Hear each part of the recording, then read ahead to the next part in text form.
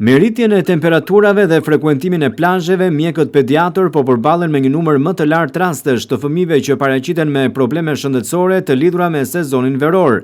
Më të shpeshta janë infeksionet e aparatit tretës, të shoqëruara me të vjella, diare dhe temperaturë të lartë, por nuk mungojnë edhe infeksionet e lëkurës që shfaqen pas qëndrimit të gjatë në plazh. Sipas mjekut pediatër Eduard Mone, një nga shkaqet kryesore të këtyre problemeve është gëlltitja e ujit të detit nga fëmijët gjatë lojës, si dhe ekspozimi për orë të gjata në bregdet. Ai thekson se prindrit duhet të tregojnë kujdes të veçantë pasi këto situata mund të çojnë në çrregullime të aparatit tretës, humbje të lëngjeve dhe në rastet më të rënda edhe humbje në peshë. Nëse jemi në sezonin e verës, gjithmonë frekuentimi i plazhit sjell atë problematikë që për fëmijët rezulton në dy grupe të mëdha sëmundjesh që janë barku i verës dhe infeksionet e lëkurës.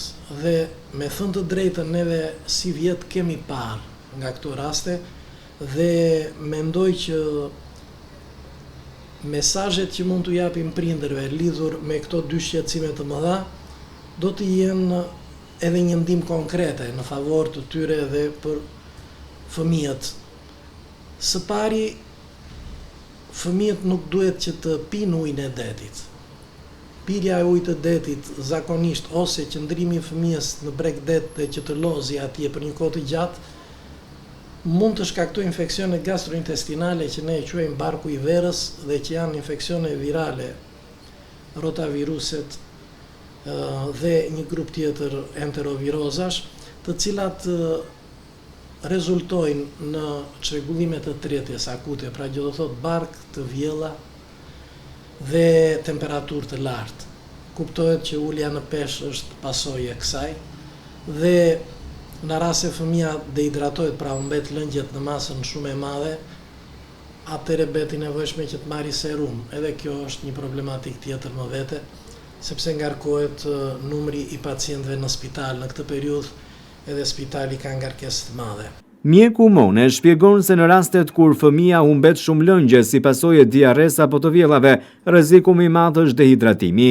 Në këto raste është e domosdoshme marrja e serumit sipas vlerësimit të mjekut, çka ka sjellë edhe rritjen e numrit të paraqitjeve në shërbimin pediatrik gjatë ditëve të fundit. Për të shmangur këto probleme, pediatri këshillon që prindërit të respektojnë rregullat bazë të higjienës së plazhit.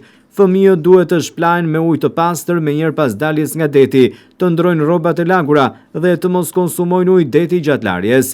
Gjithashtu, prindërit duhet i mbajnë vazhdimisht nën mbikëqyrje, sidomos fëmijët e vegjël. Në rastet kur shfaqen të vjella ose diare, mjeku rekomandon qetësi, pushim dhe një pauzë të shkurtër ushqimore, duke siguruar hidratim të vazhdueshëm sipas këshillës së specialistit. Ajo që do t'i këshilloja është higjiena. Menjëherë mbasi vemi në shtëpi, dushi i përgjithshëm për fëmijën.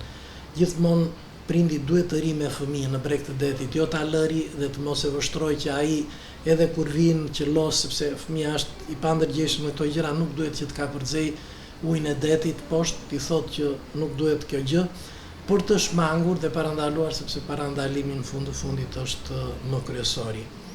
Sidoqoftë, në rast se një fëmijë i cili ka frekuentuar plazhin dhe ka dhimbje barku, apo ndjenjë të vjellit, apo bark, pra shkarkesa diareike, ajo që është e rëndësishme, që e kemi theksuar gjithmonë është qetësi dhe pauzë ushqimore.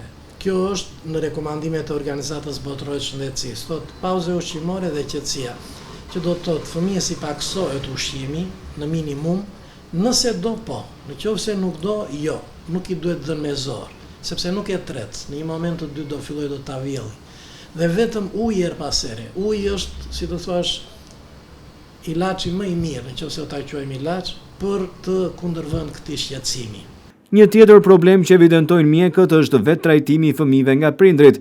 Eduard Mone apelon që familjarët të mos drejtohen menjëherë në farmaci për të blerë medikamente pa rekomandimin e mjekut. Sipas tij, përdorimi pa kontrolluar i barnave jo vetëm që mund të mos e zgjidh problemin, por mund të përkeqësojë gjendjen shëndetësore të fëmijës dhe të rrisë kostot e trajtimit. Ai u bën thirrje prindërve që nëse simptomat vazhdojnë ose fëmia paraqet temperaturë të lartë, të vjella, të shpeshta apo shenja dehidratimi, të kërkojnë menjëherë ndihmën mjekësore dhe të ndjekin vetëm trajtimin e përshkruar nga mjeku specialist. Mjekimi tjetër që mund të jetë mjekim simptomatik dhe që për këtë ju falenderoj sepse kjo është shumë e rëndësishme është nuk duhet që prindi të vej në farmaci dhe t'i blej vet ilaçet edhe t'ja aplikoj vet. Mundet që të telefonoj mjekun ose të vi ta vizitoj fëmin ose të kërkoj një këshillim siç janë në të gjithë botën, një këshillim të thotë që çfarë mund të bëj dhe me këshillën e mjekut t'i marri ilaçe. Jo të marri ilaçe dhe pastaj rezulton që vinë me ato ilaçe në një moment të dytë. Sëmundja ka përparuar dhe spezat për të janë dy fishe, që thonë një, ndërkohë që dhe shëndeti i fëmijës është përkeqësuar. Kështu që ajo që mund të marri vet një mjek, një prind pa lejen e mjekut është trisoli dhe paracetamoli. Për temperaturën dhe trisoli si një serum le të themi nga goja që është mjet rejtrues.